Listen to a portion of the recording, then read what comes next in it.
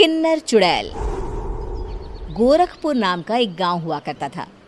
उस गांव में ज्यादा लोग नहीं रहते थे। उस गांव में एक गर्भवती विधवा औरत रहती थी। उस औरत का नाम कमला था। कमला अपने घर में अकेली रहती थी। उसके पति की सारी जायदाद उसके नाम हो गई थी, पर सभी गांव वाले उस औरत को मनहूस औरत समझा करते थे और सभी उससे नफरत किया करते थे। एक बार कमला राशन की दुकान पर खाने का सामान खरीदने जाती है। भैया जी, जरा 1 किलो दाल चावल देना। अरे हाय हाय हाय हाय हाय हाय! अरे मनहूस औरत, मेरी दुकान में अपशुगन करवाने आ गई क्या? हैं? चल जा यहाँ से। मैं कुछ नहीं देने वाला हूँ तुझे। भाग भाग यहाँ से, चल जा, निकल।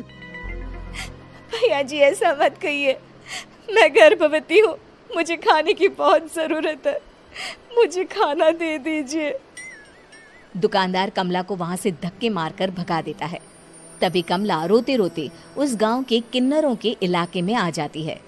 गांव वाले किन्नरों को उसी इलाके में रखा करते थे, क्योंकि वो लोग किन्नरों को पसंद नहीं करते थे और उनके इलाके में रहने से मना करते थे। तो किन्नरों ने उसी गांव में अपना एक इलाका बना लिया था।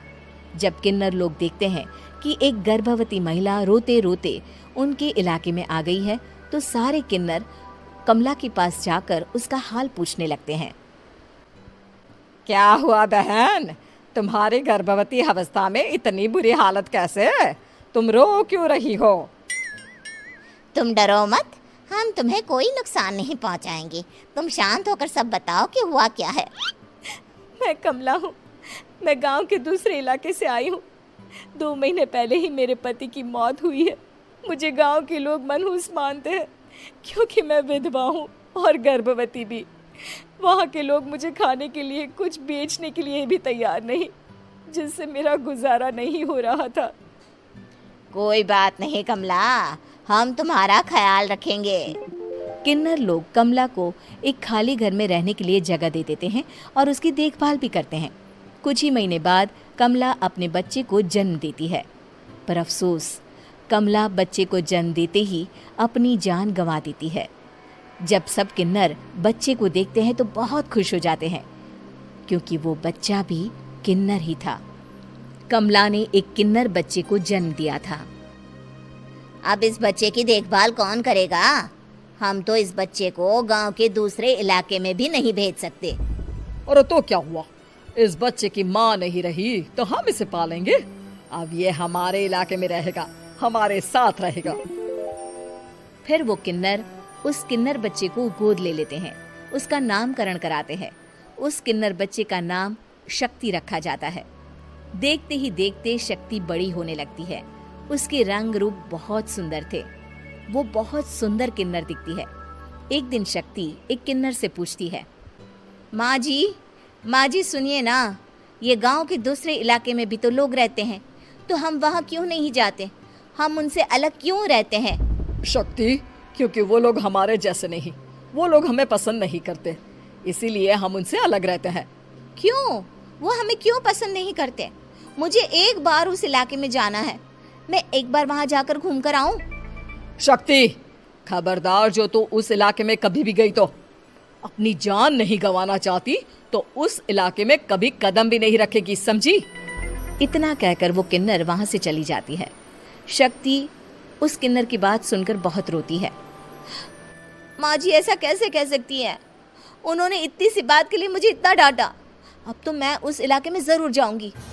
फिर एक दिन शक्ति गांव के दूसरे इलाके में चुपके से जाती है। ये लोग तो हमारे जैसे ही इंसान हैं, तो ये हमसे नफरत क्यों करते हैं? जब शक्ति उस इलाके में पहुंचती है तो गांव के सारे आदमी उसके रूप से मोहित हो जाते हैं। वो लोग ये अंदाजा नहीं लगा पाते कि वो किन्नर है। शक्ति की सुंदरता देखकर सारे गांव वाले उसकी तारीफ करने लगते हैं। तभी गांव का चक्कर लगाने गांव के जमींदार का बेटा हर्ष वहां पहुंचता है। हर्ष भी दिखने में बहुत सुंदर होता है। जब हर्ष ने शक्ति को देखा तो वो भी उससे मोहित हो गया, और जब शक्ति की नजर हर्ष पर पड़ी तो वो हर्ष को देखकर मोहित हो गई। आपको पहले कभी इस गांव में देखा नहीं। इस गांव में आप नए हैं क्या? जी नहीं, वो मैं बस। तभी शक्ति बोलते बोलते रुक जाती है और मन में सोचने लगती है, अगर मैंने इनको बता दिया कि मैं दूसरे इलाके से आई हूँ तो वो समझ जाएंगे कि मैं किन्नर हूँ, इसलिए मुझे इनसे झूठ ही बोलना पड़ेगा। शक्ति हर्ष को कहती है, जी हाँ, मैं इस गांव में नई आई हूँ, यहाँ अकेली रहती हूँ। वैसे आप कौन है? आप भी इसी गांव में रहते हैं? जी हाँ, मैं इस गांव के जमींदार का बेटा हूँ। आपको किसी भी चीज की जरूरत पड़े तो आप मुझे बता देना, मुझे अच्छा लगेगा। ऐसे ही शक्ति और हर्ष एक दूसरे से रोज मिलने लगते। वो दोनों अपने प्यार का इजहार करने एक दूसरे से मिलने जाते हैं। तभी शक्ति का पीछा करते करते एक किन्नर वहां आ जाती है। शक्ति, शक्ति, मैं तुमसे बहुत प्यार करता हूँ। मैं तुमसे शादी करना चाहता हूँ। क्या तुम मुझसे शादी करोगी? हाँ हर्ष, मैं तुमसे शादी करूंगी, पर मैं तुमको अपने बारे में एक सच्चाई बताना चाहती हूँ जो मैंने तुमसे छुपा कर रखी है। तभी उनके बीच में ही वो किन्नर आ जाती है। शक्ति, तेरी हिम्मत कैसे हुई ऐसा करने की? वो किन्नर शक्ति को खींचकर गांव के जमींदार के पास ले जाती है। हर्ष भी वहां शक्ति को बचाने के लिए पहुंच जाता है। जमींदार शक्ति और हर्ष के प्यार के बारे में सुनकर गुस्से में आ जाता है और शक्ति को गांव के बाहर निकालने की सजा देता है। शक्ति ये बात सहन नहीं कर पाती और कुएं में कूदकर अपनी जान दे देती है। जमींदार हर्ष की शादी गांव की एक लड़की से करवा देता है, पर हर्ष इस शादी से खुश नहीं होता। शक्ति अपना बदला लेने के लिए मरने के बाद किन्नर चुड़ैल बन जाती है। अब मैं इन गांव वालों को नहीं छोड़ूंगी, अब इनसे मैं अपने प्यार का बदला लूंगी। किन्नर चुड़ैल गांव वालों को परेशान करना शुरू कर देती है। एक बार वो रात को गांव के खेतों में पहुंच जाती है और वहां आग लगा देती है। सारी फसल जल के राख हो जाती है। जब एक आदमी रात को उठकर देखता है कि खेत में आग लग गई है तो वो वहां पहुंच जाता है। वो देखता है कि खेतों के बीचों बीच एक किन्नर चुड़ैल खड़ी है और वहां खड़े होकर ताली बजा रही है। गांव वाला किन्नर चुड़ैल को देखकर बेहोश हो जाता है। जब सुबह उस आदमी को होश आता है तो वो सीधा जमींदार के पास जाता है। अरे जमींदार साहब, अरे वो किन्नर चुड़ैल ने मेरी सारी फसल जला दी। अब मैं क्या करूंगा? क्या होगा मेरा? जमींदार चुड़ैल किन्नर का नाम सुनते ही सब कुछ समझ जाता है। अब वो बहुत डर जाता है। उसी रात को जब जमींदार डर के मारे अपने कमरे में सो नहीं पाता, तभी वहां अचानक से किन्नर चुड़ैल आ जाती है। किन्नर चुड़ैल जोर जोर से जमींदार के आगे खड़ी होकर हंसने लगती है और ताली बजाने लगती है। जमींदार उस डरावनी किन्नर चुड़ैल को देखकर बहुत डर जाता है। तूने मेरे साथ बहुत बुरा किया, अब मैं तुझे जान से मार दूंगी। नहीं नहीं नहीं नहीं नहीं, मुझे माफ कर दो, मुझे मत मारो। मैं कभी ऐसा दोबारा नहीं करूंगा।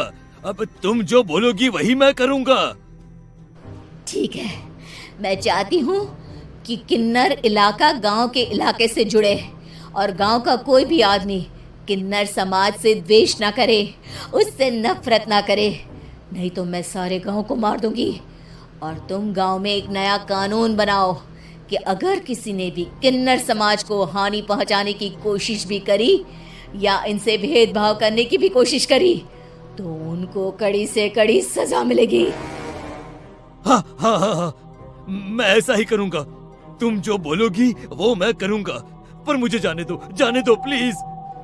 तब वो किन्नर चुड़ैल वहां से चली जाती है। गांव का जमींदार किन्नर चुड़ैल का कहा मानते हुए दोनों इलाकों को एक कर देता है और नया कानून भी लागू कर देता है।